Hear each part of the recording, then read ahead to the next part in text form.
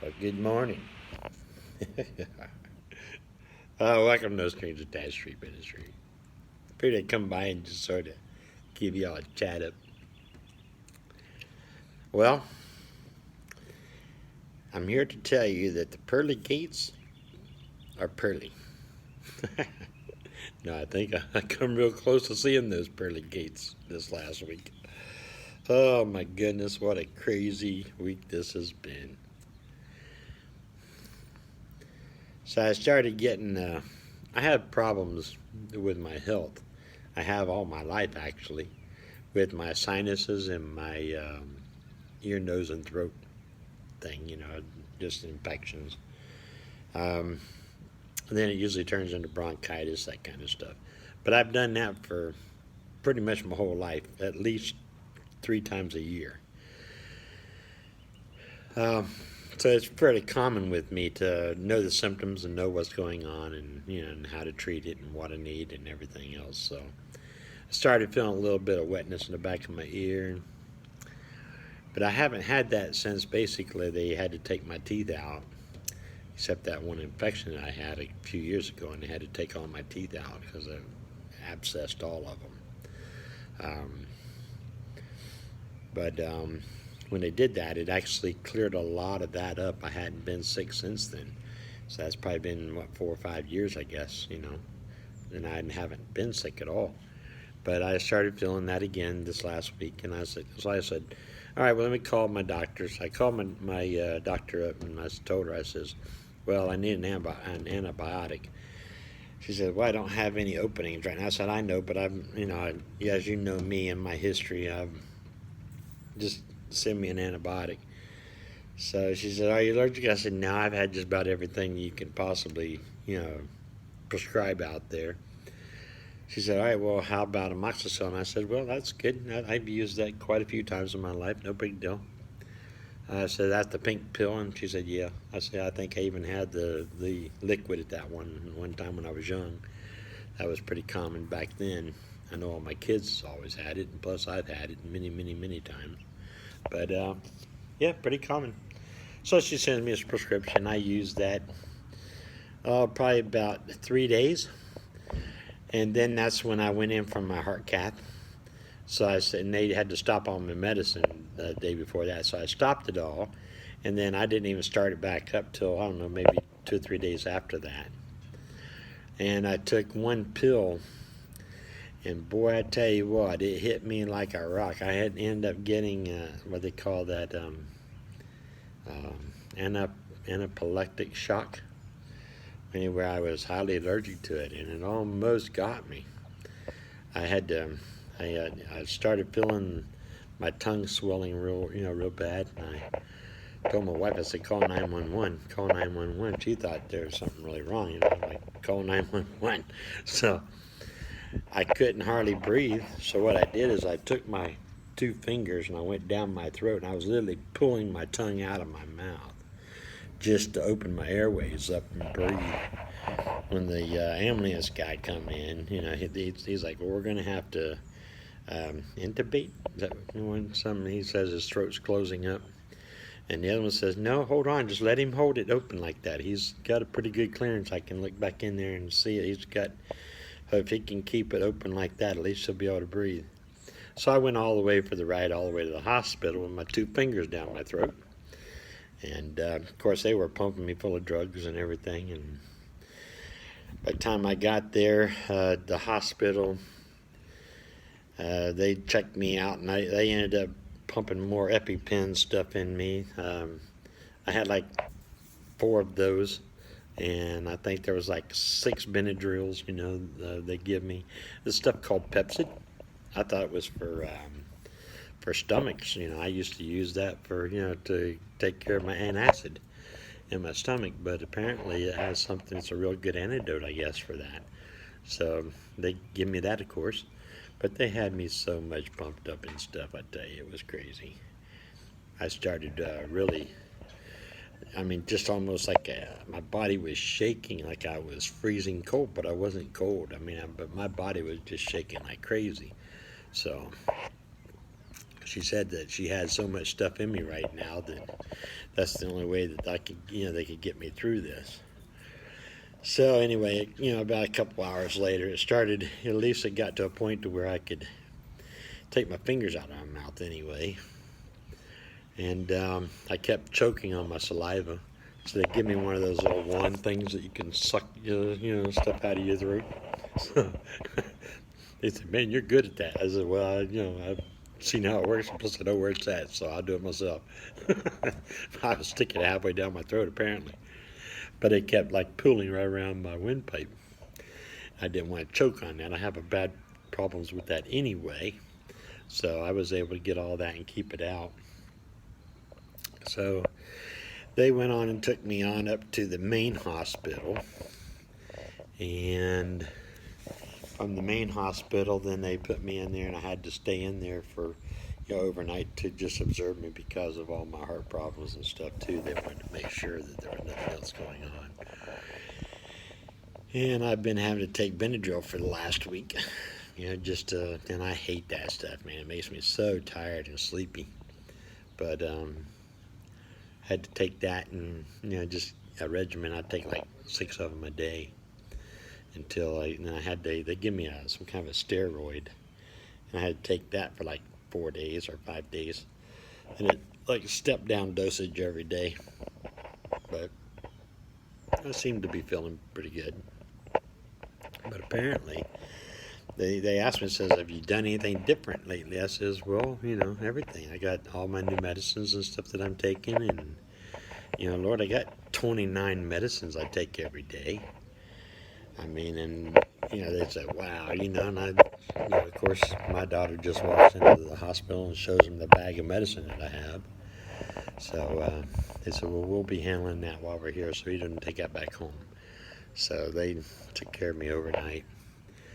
Now I said, well, my diet's been changed because my daughter and my son-in-law has been trying to, get me healthy, you could say. So they've been making me eat, believe this, broccoli and chicken. Really? But anyway, I guess you just gotta learn to eat better, So I haven't really been complaining, and I've been eating what they put down in me. Yesterday fed me collard greens.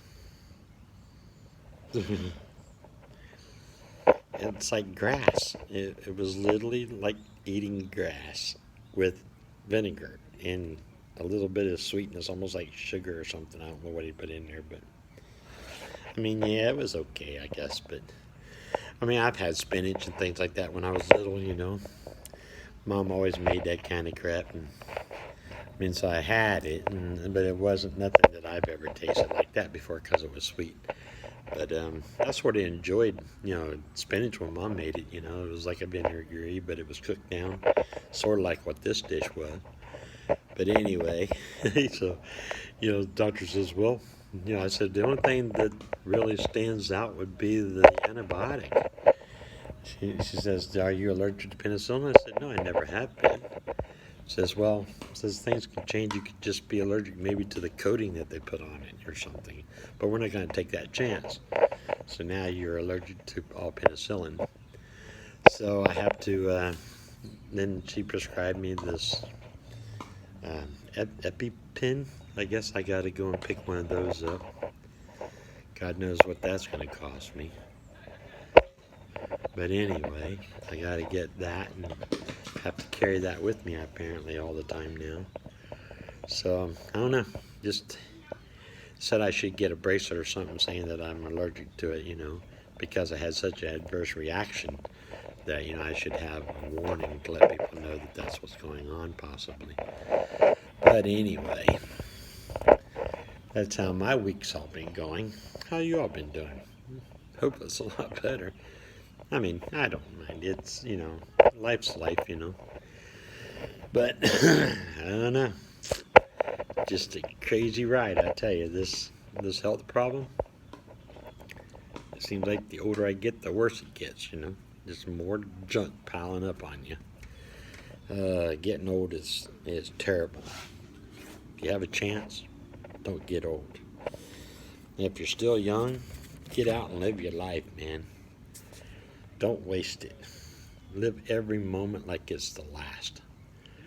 You got plenty of time to sit on your butt and do nothing when you get older. Because trust me, even though you think you're going to retire and go do all this stuff when you're retired, it ain't happening.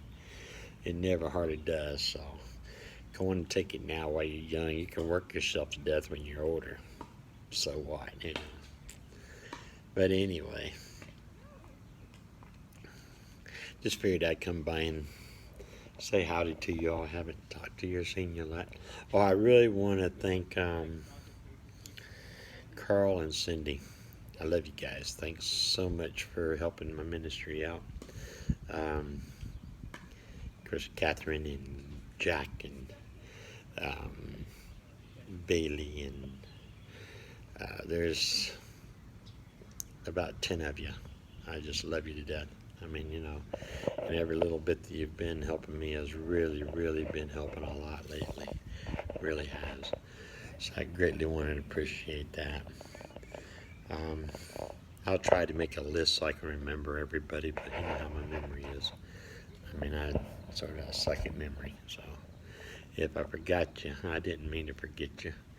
I usually don't even mention names because most people, you know, don't want me to, but I'll try to be good. But I just want to let y'all know that I really do appreciate what you've been doing, and it's helping. It really is.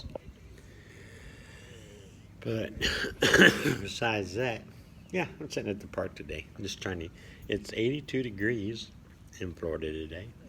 Actually, it feels nice. It really does. I'm underneath the pavilion here. The breeze is nice and breezy. Humidity is real low, believe it or not, in Florida.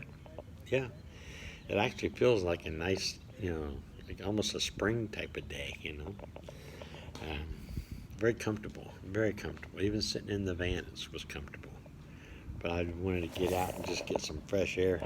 Let me show you around a little bit in this park. I don't know if I've shown you this park or not, but it's just a little lake that I love coming to. But it's got a children's thing, and then they've got tennis courts and racquetball courts and things over there, and handball courts and basketball courts. So they've got a lot of stuff here. It's really a nice, pretty, really pretty little place to come. And it's quiet. It's right in a residence, so it's not like it's in a place where a lot of people come. It's sort of hidden in the back of a housing project, but it's a very pretty little place to be. But I usually come here in the mornings to drink my coffee, and this morning, but just gives me something to do. Spend a few hours every morning just in meditation and prayer, and just to try to enjoy life, and giving God thanks to the glory of all my friends and my relationships that I have, and all the people I have in my life that just is there to support me, and my little angels that are out there, you know, looking after me. I have a lot to be thankful for, I really do. I hope that you can learn to count your blessings one day, because I tell you what, that's what makes the world really go around. It's not about the money, it's not about the toys that you have, and that's where we all get distracted throughout life. It's all about who has the most toys, who has the biggest bank account, who uses the most stock and bonds. That stuff's all nice and things, but the most important thing is the relationships that you have with each other. Your friendships, your relationships that you have. People that you meet even on the road, like myself. The people that I meet out there on the road, they touch my heart, man. I'll tell you what, I may never see them again, but I've gained some extremely powerful relationships through some of these people. And I've been friends with some of them for years. I've even been friends with a lot of you guys that I've never even met before. But I tell you, I have a very, very close relationship with a lot of you. But a lot of you guys call me, at least once a week or so. and we sit and chat for sometimes hours, just to see how the world goes. We help each other through our troubles and struggles, and it's amazing what you can do when you finally realize that relationships and giving love to each other is what life is really truly all about. So if you're not taking the moment to spend time with your children, or spend time with your spouse, or to spend time with your best friends or your friends that you know, don't keep them as just acquaintances. Don't push them off because you're too busy. Push the busy stuff away. That's all a distraction. It's what you have out there in the people. Your relationship with God itself, your spiritual world, your prayer time. All this stuff is the most important things you could ever really possibly ask for and dream about. And the more you give love out in the world, trust me, the more you fall in love with the people. The more you love God, the more you fall in love with God. So learn to build those relationships and keep them holy and sacred, because that's what it's all about. Guys, I've been on here for 16 minutes. I think it's 16 minutes. Yep, 16 minutes. So I just wanted to come by and tell you I love y'all. Thank you so much for watching my channel. Make sure you subscribe to me. Share my channel if you can with other people. I want to say thank you to even my nurses and doctors that took care of me this last week. Everywhere I went was just amazing. Even my little nurse up at the main hospital, she was just adorable. She really was. Her name was Ashley. And what a wonderful, powerful little girl. I mean, she took very good care of me, and she just was an amazing little girl. I mean, if we could get people like that in our hospitals and taking care of our elderly people and loving their job like she did, it can change the world, trust me. I mean, she said I was an impact on her, but I tell you what, she was also an impact on me as well. But, and then even my night nurse up there, his name was Jack. And what an amazing guy. I mean, the guy didn't have nothing else to do. He knew I wasn't going to sleep, so he just brought his computer in there and sat and we chatted.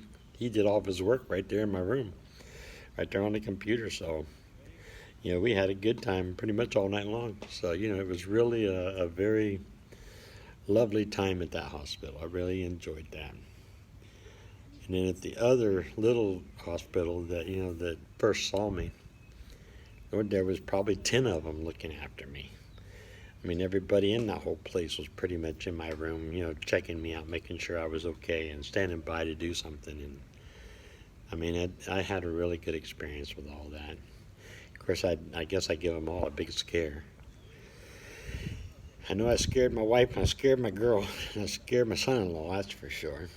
Yeah, it even had me a little concerned, especially when it started swelling and I couldn't do anything about it to keep it open. I mean, I was doing everything I could to keep it cracked open to where I could breathe, and I was laboring real hard. But, hey, I did it. I was able to. But anyway, keep cool. I'm going to try to start, doing videos a little bit more often than I have been. But I don't have a whole lot to really say, it seems like, because I've been going through so much in my physical world, and I know that's nothing you want to hear about. So just hang in there. Life will get back to normal, I guess. And then we'll start doing some more interesting and fun stuff. But anyway, I love y'all. Keep your spirits up. Keep smiling. God loves you. So do I. Have a good day.